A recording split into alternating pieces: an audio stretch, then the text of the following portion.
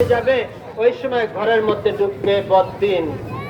যে সময় আমার ঘর থেকে দিন বের হয়ে যাবে, দিন যে সময় আমার ঘরের মধ্যে থাকবে না, কোরআন তেলাওয়াত থাকবে না, জিকির আজকার থাকবে না, এরকম ভাবে ওই সময় আমার ঘরের মধ্যে বদ্দিনী জানালা দিয়ে দরজা দিয়ে আমার ঘরের মধ্যে ঠিকই ঢুকে পড়বে।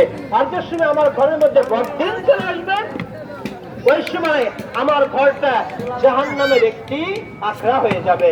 ওই ঘরের মধ্যে শয়তানের সমস্ত কাজই চলবে, কোনো বাধা থাকবে না।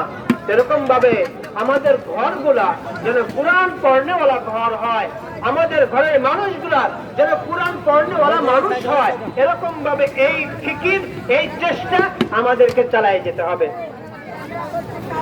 আফসোস লাগে না কোরআন পড়তে পারি না, নিজেরা সন্তানদেরকে শিখাইলাম না, সন্তান নাতি নাতনিকে শিখালাম না, এটাই তো আফসোস লাগে না? বলেন, কবর জিয়ারত